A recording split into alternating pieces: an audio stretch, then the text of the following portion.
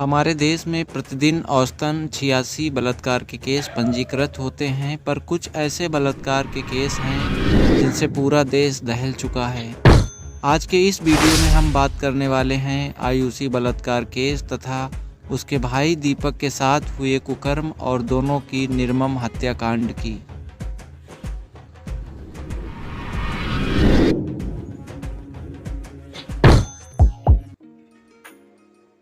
ऐसा बलात्कार केस तथा दोनों मासूमों की दरिंदगी के साथ हुई हत्या जिससे पूरा देश हिल गया। पर सबसे बड़ा सवाल यह था कि मात्र 3 साल की आयुषी और उसके बड़े भाई दीपक, जिसकी उम्र महज 4 साल थी, दोनों के साथ इतना घिनौना अपराध करने वाले वह कौन हैवान थे। 2006 जुलाई का महीना था। उत्तर प्रदेश के जनपद सीतापुर के थाना क्षेत्र सदरपुर की रहने वाली आयुषी और दीपक का उसके पिता रामपाल ने गांव के ही पड़ोस एक चर्चित बाल भारती हायर सेकेंडरी स्कूल में दाखिला करवाया था। कुछ दिनों तक रामपाल प्रतिदिन दोनों बच्चों को स्कूल भेजने तथा वापस ले जाने के लिए साइकिल से आता रहा। दोनों बच्चे व्यवहार कुशल तथा प्रतिभाशाली थे, इसलिए उनके क्लास में ही जल्द ही अच्छे दोस्त बन गए।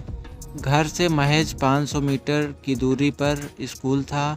बच्चे भी धीरे धीरे दोस्तों के साथ पैदल ही स्कूल जाने लगे। रामपाल भी बच्चों के नए दोस्त बनने और बच्चों को अपने आप स्कूल जाने से काफ़ी खुश और संतुष्ट था। रामपाल के परिवार में सब कुछ अच्छा चल रहा था। 13 अगस्त का दिन था। इस दिन रामपाल स्वयं दोनों बच्चों को छोड़ने स्कूल गया, क्योंकि एक दिन पहले रामपाल ने नई मोटरसाइकिल खरीदी थी, इसलिए बच्चे भी मोटरसाइकिल पर बैठकर स्कूल जाने की जिद कर रहे थे।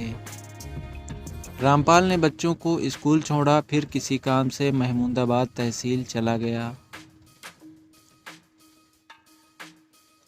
दोपहर के 2 बजे थे। स्कूल की छुट्टी हुई। प्रतिदिन की तरह आयुषी की माँ आयुषी और दीपक का इंतजार कर रही थी। धीरे धीरे स्कूल के सारे बच्चे अपने अपने घर पहुंच चुके थे, पर आयुषी तथा दीपक घर वापस ही नहीं लौटे। पहली बार बच्चों का समय से घर ना आना उनकी माँ को बेचैन कर रहा था। तभी रामपाल भी घर आ जाते हैं। रामपाल को बच्चों के घर वापस ना आने की सूचना मिली तो वह उल्टे पांव आयुषी तथा दीपक को ढूंढते हुए स्कूल की तरफ निकल पड़े, पर बच्चे रास्ते में कहीं नहीं नजर आए। जब रामपाल ने स्कूल के स्टाफ से बातचीत किया तो पता चला कि दोनों बच्चे लंच टाइम के समय से ही घर के लिए निकल गए थे, पर स्कूल वापस नहीं आए। उनके बैग ऑफिस में जमा करवा दिए गए हैं। रामपाल ये सुनने के बाद आगे कुछ बोल पाता उससे पहले ही बेहोश होकर वहीं पर गिर पड़ा। रामपाल के हाव भाव और उसकी मनोस्थिति देखकर स्कूल स्टाफ भी सकते में आ गया। चूँकि रामपाल की ऐसी हालत और सदमा शायद किसी बड़ी अनहोनी की तरफ इशारा कर रहा था। स्कूल की छुट्टी होने के बाद बचा स्कूल स्टाफ तथा स्कूल के छात्र नेता सभी विवेक शून्य स्थिति में खड़े थे। तभी रामपाल की पत्नी रोते हुए स्कूल पहुंची और बच्चों के बारे में पूछने लगी। प्रिंसिपल को रामपाल की मनोस्थिति देखकर जिस बात का अंदेशा था, अब उनके सामने किसी खौफनाक प्रत्यक्ष घटना की पुष्टि होती नजर आ रही थी। मामले की गंभीरता को देखते हुए स्कूल की तरफ से पुलिस को सूचना दी गई। इसके बाद रामपाल के गांव वालों तथा छात्र संघ के नेताओं और स्कूल स्टाफ द्वारा बच्चों को ढूंढने के प्रयास में लग गए। थोड़ी देर में थाना प्रभारी भी अपने फोर्स के साथ मौके पर पहुंच गए और सारी घटना की विस्तार पूर्वक जानकारी ली तथा उच्च अधिकारियों को घटनाक्रम की सूचना देने के बाद गांव के चारों तरफ सभी रास्तों पर अलग अलग टीम लगा दी। बच्चों की खोजबीन जारी रही, पर देर शाम तक बच्चों का कोई अता पता नहीं चल पाया। छात्र संघ के नेता संग्राम सिंह और उनकी टीम तथा रामपाल के परिजनों द्वारा भी रात भर युद्ध स्तर पर पड़ोसी गांवों, कस्बों तथा बाग बगीचों में बच्चों को ढूंढने का अथक प्रयास किया गया, पर सफलता नहीं मिली। सुबह तक रामपाल के परिजन तथा पड़ोसी गांव के शुभचिंतक भी सैकड़ों की तादाद में आयुषी और दीपक को ढूंढने में सहायता के लिए पहुंच चुके थे। पुलिस को पहले यह मामला अपहरण का लग रहा था, पर बच्चों का कहीं ना मिलना और आते जाते कहीं ना दिखना अब हत्या की वारदात लगने लगी थी। ग्रामीण परिजनों तथा पुलिस की मदद से जब गांव के चारों तरफ कुओं, तालाबों, बाग बगीचों तथा स्कूल के आसपास फैले विशाल गन्ने के खेतों में बारीकी से खोजबीन शुरू की गई। छात्र संघ के नेता संग्राम सिंह भी कुछ लोगों की मदद से स्कूल से घर जाने वाले रास्ते पर स्थित गन्ने के खेतों में बच्चों को ढूंढ रहा था। तभी उसकी नज़र रामपाल के ही खेत में नग्न अवस्था में पड़े दोनों बच्चों के शव पर पड़ी। उसने तत्काल सूचना थाने प्रभारी को दी, जो वहीं मौजूद थे।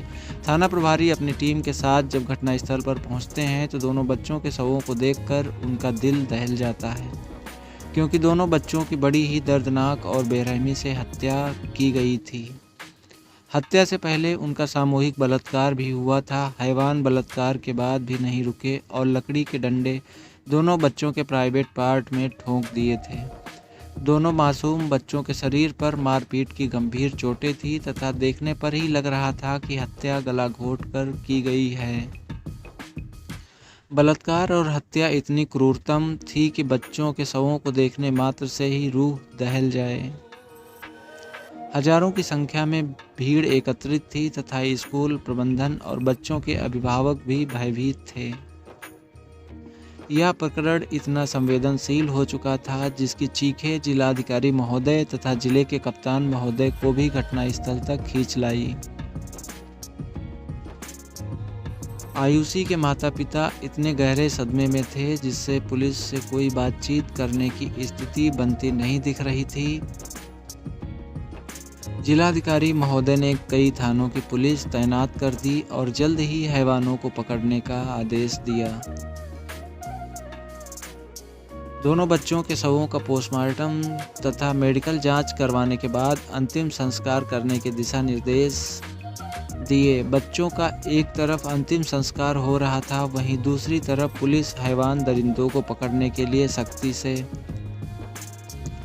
कार्यवाही कर रही थी तथा जो भी संदिग्ध व्यक्ति था उससे सख्ती से पूछताछ कर रही थी और हर संदिग्ध व्यक्ति पर नज़र रख रही थी। ग्रामीणों से पूछताछ में पुलिस को जानकारी मिली कि रामपाल और उसके बड़े भाई लालजी का अक्सर जमीन के बंटवारे को लेकर झगड़ा होता रहता था,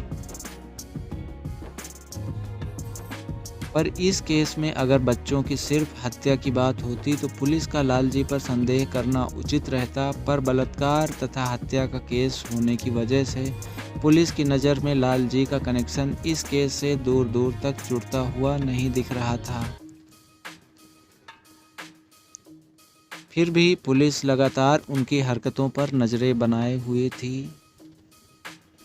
स्कूल से घर की दूरी मात्र 500 मीटर थी। इसी बीच रास्ते में बच्चों को उठाकर बीच रास्ते में ही इतनी क्रूरतम और भयंकर घटना को अंजाम देना और किसी को पता नहीं चलना इस बात की ओर भी इशारा कर रहा था कि यह काम किसी परिचित या अंदर के व्यक्ति का ही होगा।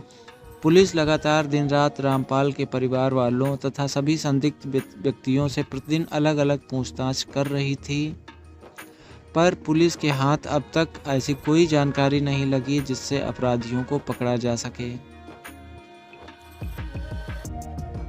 पुलिस ने अपनी जांच पड़ताल का तरीका बदला और स्कूल स्टाफ तथा बाकी सभी संदिग्धों के लिखित बयान दर्ज करना तथा प्रतिदिन क्रॉस चेकिंग करनी शुरू कर दी। सभी के बयान सही निकलते, पर छात्र संघ के नेता संग्राम सिंह के बयानों में कुछ विषमता निकलती। शुरू में पुलिस ने जब संग्राम सिंह पर और सख्ती बरती तो वह घर से भाग गया। पुलिस को लगा शायद संग्राम सिंह डर गया हो या उसको इस केस से जुड़ी कुछ खास जानकारी मिली हो, पुलिस को भी अब इस केस के ताले की अंतिम चाबी संग्राम सिंह ही लग रहा था, इसलिए पुलिस ने बिना समय गंवाए अपनी सारी ताकत संग्राम सिंह को ढूंढने में लगा दी और देर रात तक ही संग्राम सिंह को एक दूर के रिश्तेदार के घर से उठा लाई। शुरुआती पूछताछ में संग्राम सिंह ने इधर उधर की बातें करके पुलिस को चकमा देने की लाख कोशिश की, पर जब पुलिस ने सख्ती बढ़ाई तो संग्राम सिंह टूट गया और पुलिस को सारी सच्चाई बता दी। दरअसल संग्राम सिंह इस विद्यालय में इंटरमीडिएट का छात्र था और छात्र संघ का नेता भी। इसी नाते उसने स्कूल में कई और विश्वासपात्र कार्यकर्ता बना रखे थे। स्कूल प्रबंधन प्रतिवर्ष उस क्षेत्र में आने वाली बाढ़ के समय या अन्य सामाजिक विपदाओं के समय सामाजिक कार्यों में श्रमदान के रूप में हमेशा बढ़ चढ़कर भाग लेता था, जिसमें संग्राम सिंह के नेतृत्व में तथा अन्य छात्रों की महत्वपूर्ण भूमिका रहती थी।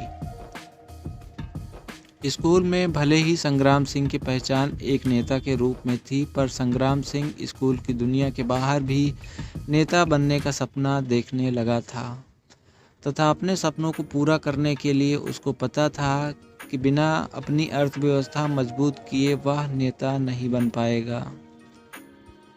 रामपाल के भाई लाल जी को जब संग्राम सिंह की कमजोरी पता चली तो उन्होंने मौका पाकर संग्राम सिंह को लालच दिया। संग्राम सिंह भी लालच में आ गया और रामपाल के बच्चों को मारने की सुपारी ले ली।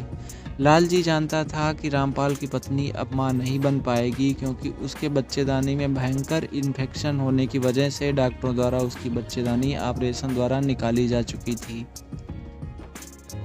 संग्राम सिंह भी लालच में आकर मात्र 15,000 रुपये में ही दोनों बच्चों की हत्या करने के लिए तैयार हो गया।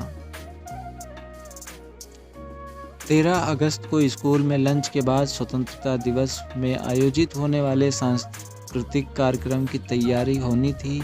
लंच होने के बाद सभी लोग कार्यक्रम की तैयारी में लग गए थे। इसी बीच संग्राम सिंह को दोनों बच्चे आयुषी और दीपक घर की तरफ जाते दिखे। संग्राम सिंह, जो कि कई दिनों से मौके की तलाश में था, उसने बिना देर किए हुए अपने स्कूल के दोस्त जसवंत और बलवंत को साथ लिया और बच्चों के पीछे दौड़ता हुआ गया। अपने दोस्तों की मदद से दोनों मासूम बच्चों को रास्ते में ही दबोच लिया और फिर खींचते हुए रामपाल के ही गन्ने के खेत में ले गया। बच्चे सहमे और डरे हुए थे। उन्होंने चिल्लाने की कोशिश की, पर तीनों ने मिलकर टाई से उनके मुंह बांध दिए। फिर भी दोनों बच्चे अपनी जान बचाने और वहां से भागने की नाकाम कोशिश करते रहे, जिससे संग्राम सिंह को काफ़ी गुस्सा आ गई। उसने पहले दीपक की खूब लात घूंसों से पिटाई की, फिर उसने कपड़े उतारकर उसी के कपड़ों से दीपक के हाथ पैर बांध दिए। उसने पहले दीपक की खूब लात घूंसों से पिटाई की, फिर उसने कपड़े उतारकर उसी के कपड़ों से दीपक के हाथ पैर बांध दिए। दीपक को नग्न अवस्था में देखकर तीनों के मन में घिनौनी हैवानियत और बढ़ गई। फिर तीनों हैवानों ने मासूम आयुषी को बारी बारी से अपने हवस का शिकार बनाया। उसके बाद दीपक के साथ भी कुकर्म किया। इसके बाद दोनों मासूमों की गला घोंटकर निर्मम हत्या कर दी। बलात्कार तथा हत्या करने के बाद तीनों स्कूल पहुंचे और सांस्कृतिक कार्यक्रम की तैयारी में सहयोग करने लगे, जिससे किसी को संदेह न हो। कार्यक्रम खत्म हुआ, सभी बच्चों की छुट्टी हुई। इसी बीच तीनों दरिंदे दोनों बच्चों की लाश ठिकाने लगाने के लिए स्कूल से दोबारा घटना स्थल पर गए। आयुषी की नग्न पड़ी लाश को देखकर तीनों हैवानों ने आयुषी की लाश के साथ दोबारा बलात्कार किया। बलात्कार के बाद तीनों ने लकड़ी के डंडे दोनों बच्चों के प्राइवेट पार्ट में ठोंक दिए। तभी आयुषी की मां की रोने की आवाज़ सुनाई दी, जिससे वह लोग लाशों को ठिकाने भी नहीं लगा पाए और जल्दबाजी में स्कूल वापस चले आए। पुलिस ने स्कूल की तरफ से दर्ज एफआईआर में अज्ञात की जगह संग्राम सिंह के बयान के आधार पर संग्राम सिंह, जसवंत और बलवंत तथा आयुषी के चाचा लाल जी को सुसंगत धाराओं में गिरफ्तार करके जेल भेज दिया। पुलिस ने स्कूल की तरफ से दर्ज एफआईआर में अज्ञात की जगह संग्राम सिंह के बयान के आधार पर संग्राम सिंह, जसवंत और बलवंत तथा आयुषी के चाचा लाल जी को सुसंगत धाराओं में गिरफ्तार करके जेल भेज दिया।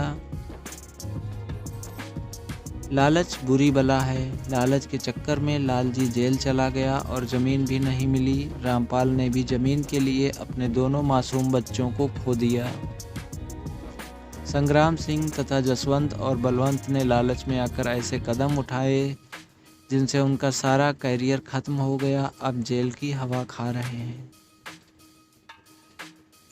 जमीन के एक छोटे से टुकड़े की लड़ाई ने 2 मासूमों की जान ले ली और कई जिंदगियों को लालच के चक्कर में तबाह कर दिया।